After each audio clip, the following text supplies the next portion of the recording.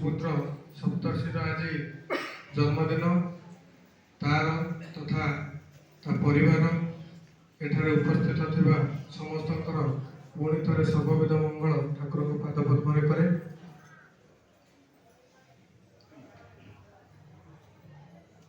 ଆପଣମାନେ ଜାଣିଥିବେ ଦେଓଘର ଯେଉଁ ସୁବିଧାନ ଅଛି ସେଠାରେ ଶାନ୍ତି କରଦା ଜଣେ ଅଛନ୍ତି ବା ଶାନ୍ତି କର ଭାଇ ଯିଏ ଡାକନ୍ତି ସେ ପରମ ପୂଜ୍ୟପାଳ ଶ୍ରୀ ଶ୍ରୀ ବର୍ଦା ଯେତେବେଳେ ଥାଆନ୍ତି ତାଙ୍କ ପାଖରେ ଯାଇକି ନିବେଦନ କଲେ, କହିଲେ ଆଜ୍ଞା ମୋ କାନରୁ ପୂଜ ନିର୍ଗତ ହେଉଛି,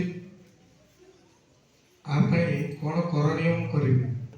ସେତେବେଳେ ଆପଣମାନେ ଜାଣିଥିବେ କୃପା ସିନ୍ଧୁ ରକ୍ଷିତ ଆଉ ଶ୍ୟାମ ସୁନ୍ଦର ରକ୍ଷିତ ଦୁଇ ଭାଇ ସେଠାରେ ଇଷ୍ଟ ପ୍ରସଙ୍ଗ ବସି ଲେଖୁଥିଲେ। ଶ୍ରୀ ଶ୍ରୀ ବର୍ଦା ପଚାରିଲେ, କହିଲେ କହିଲ ନାମ କରିଲେ କ'ଣ ହୁଏ? ଇଏ ଦି ଜଣ ଯେଉଁ ଥିଲେ ସେ କହିଲେ ଏନର୍ଜି ସୃଷ୍ଟି ହୁଏ। ନା ଯା ଆଜିଠାରୁ ନାମ କର। ତା ପରଠାରୁ ଯେଉଁ ଶାନ୍ତି କର ନା ତାଙ୍କ ଏ ଯେଉଁ ନାମ କରିବା ଭିତରେ କିଛି ଦିନ ପରେ ତାଙ୍କ ଯେଉଁ କାନରୁ ଯେଉଁ ପୂଜ ନିର୍ଗତ ହେଉଥିଲା ସେ ପୂଜ ନିର୍ଗତ ବନ୍ଦ ହୋଇଯାଇଛି। କୌଣସି ବା ବିନା ଔଷଧରେ ତାଙ୍କ ଦେହ ସୁସ୍ଥ ହୋଇଯାଇଛି। ଠାକୁର ଆମ ପାଇଁ ଯେଉଁ ଯଜନ ଯାଜନ ଇଷ୍ଟବୃତ୍ତି ସୁସ୍ଥଳି ସଦାଚାର ସର୍ବୋପରି ଯେଉଁ ନାମ ଦେଇକି ଯାଇଛନ୍ତି ତାକୁ ମନନ ବା ତାକୁ ଯଦି ଆମେ ସଠିକ ଭାବରେ କରି ଚାଲିବା ଆମେ ତା ପାଇଁ କିଛି ଆମ ପାଇଁ ଦରକାର ହିଁ ନାହିଁ। ସେମିତି ଆଉ ଗୋଟେ ଦିନର ଘଟଣା, ନାଗାଲାଣ୍ଡର ଜଣେ ମା ସେ ଜଣେ କର୍ମୀଙ୍କ ଝିଅ, ସିଏ ବାହା ହେଲା ପରେ ସେ ଠାକୁରଙ୍କ ଠାରୁ ବିବାହ କଲା ପରେ ତାଙ୍କର ଯେଉଁ ସ୍ୱାମୀ ଥିଲେ ସେ ଠାକୁରଙ୍କ ସତ୍ନାମ ନେଇନଥିଲେ। ଏମିତି ଭିତରେ ସେ ଠାକୁରଙ୍କ ଠାରୁ ଦୂରେଇ ଯାଇଛନ୍ତି, ସେ ଇଷ୍ଟବୃତ୍ତି ବି କରନ୍ତିନି। କିଛି ଦିନ ପରେ ଜଣାପଡ଼ିଲା ତାଙ୍କର ଦେହରେ କ୍ୟାନ୍ସରର ଲକ୍ଷଣ ସବୁ ପ୍ରକାଶ ପାଇଛି। ସେ ଅତି ବ୍ୟତିବ୍ୟସ୍ତ ହେଇଗଲେ। ଯାଇକି ମନେ ମନେ ଭାବିଲେ ମୁଁ ଯେଉଁ ଠାକୁରଙ୍କୁ ଛାଡ଼ି ଦେଇଛି ସେଥିପାଇଁ ମୋତେ ଏ ଦେହରେ ମୋର ରୋଗଟା ହେଇଗଲା।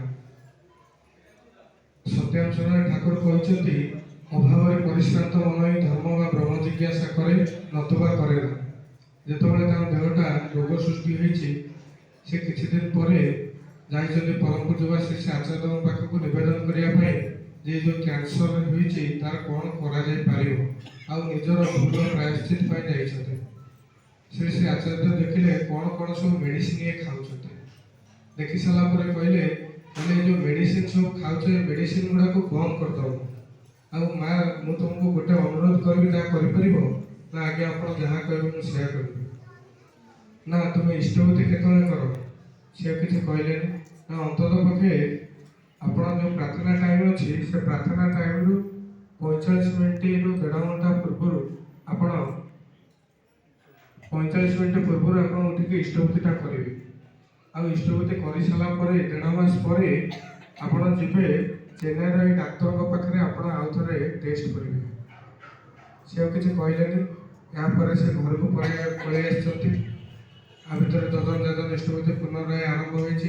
ମନରେ ଗୋଟେ ଆଶା ସଞ୍ଚାରିତ ହୋଇଛି। ଏମିତି କରି କରି ଗଲା ପରେ ସେ ଯେତେବେଳେ 1.5 ମାସ ପରେ ସେ ଚେନ୍ନାଇର ଡାକ୍ତରଙ୍କ ପାଖକୁ ଯାଆନ୍ତି, ଯେତେବେଳେ ଟେଷ୍ଟ କରାଯାଏ ତାଙ୍କ ଦେହରେ କୌଣସି କ୍ୟାନ୍ସରର ଲକ୍ଷଣ ହିଁ ନାହିଁ। ତା ପୂର୍ବ ରିପୋର୍ଟ ଯେଉଁ ଦେଖିଲେ ସେ ଡାକ୍ତର କହିଲେ ଆପଣ କେଉଁ ମେଡ଼ିସିନ ଏମିତି ଖାଇଲେ ଯେ କ୍ୟାନ୍ସର ଭଳିଆ ରୋଗକୁ ଆପଣ ହରେଇଥିଲେ?